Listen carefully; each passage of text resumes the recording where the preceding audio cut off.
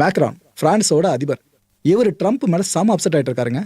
அவர் என்ன சொல்றாரு இப்போ, கிரேட் பவர்ஸ் இருக்குல்ல இந்த நாட்டில், அவங்கெல்லாம் இந்த உலகத்தை டிவைட் பண்ண ஆரம்பிச்சிருக்காங்க, அப்படியே பிரிக்கிறாங்க, பிளவுபடுத்துறாங்க.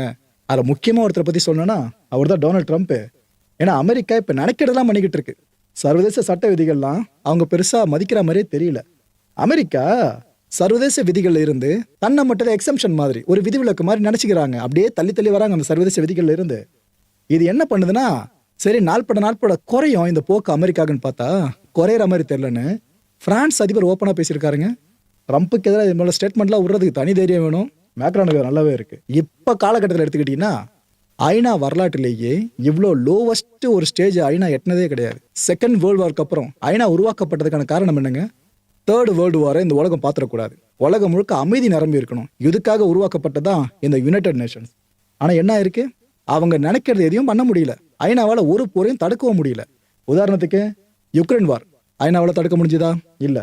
காசால நடந்த கொடுமை அதை தடுக்க முடிஞ்சுதா? இல்லை. வெனிசுவேலால இப்போ நடந்த கொடுமை அதையாச்சும் தடுக்க முடிஞ்சுதா? இல்லை. அடுத்து ட்ரம்ப் கிரீன்லாந்தை டார்கெட் பண்ணியிருக்காருல, அதையாச்சும் ஐநா தடுக்க முடியும்னு நினைக்கிறீங்களா? வாய்ப்பே கிடையாது.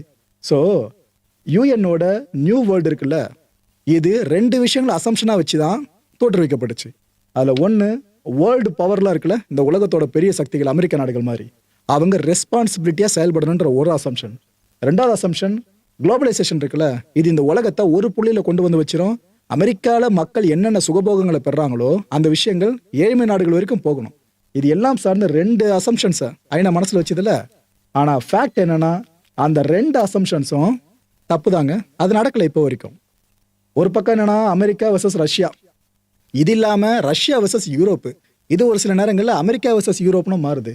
இது பத்தாதுன்னு India versus Pakistan, India versus China, India versus பங்களாதேஷ்னு விஷயம் அப்படிலாம் போய்கிட்டு இருக்கு. ஸோ யூஎன் நினச்ச ஒன்று கூட நடக்காமல் இருக்குல்ல. ஸோ எல்லாமே பீஸாக செதறி போகிறாங்க. அப்படின்னா ஒரு அணியில் இந்த உலக திரளாமல் இருந்தால் ஐநா இருந்து என்ன பிரயோஜனம், இல்லாமல் இருந்து என்ன பிரயோஜனம்? ஏன்னா ஒரு நாட்டுக்கும் டிஃப்ரெண்ட் இன்ட்ரெஸ்ட் இருக்குங்க. இதனாலேயே அவ்வளோ சீக்கிரம் ஒரு புள்ளியில் எல்லா நாடுகளும் இணையவே மாட்டுது. இது நியூ வேர்ல்டு ஆர்டர்னு பல பேர் நினைப்பீங்களே, நான் அடிச்சு சொல்கிறேன், இப்போ இருக்கிறது நியூ வேர்ல்டு ஆர்டர் கிடையாது. அமெரிக்கா இந்த நியூ வேர்ல்டு ஆர்டருக்கான ஒரு ப்ரீ ப்ராசஸில் இறங்கியிருக்கு. ஏன்னா அமெரிக்காவை பொறுத்த வரைக்கும் அமெரிக்கா தான் ஃபர்ஸ்ட்டு, அதுக்கப்புறம் தான் மற்ற நாடுகள்லாம் ரெஸ்ட்டு.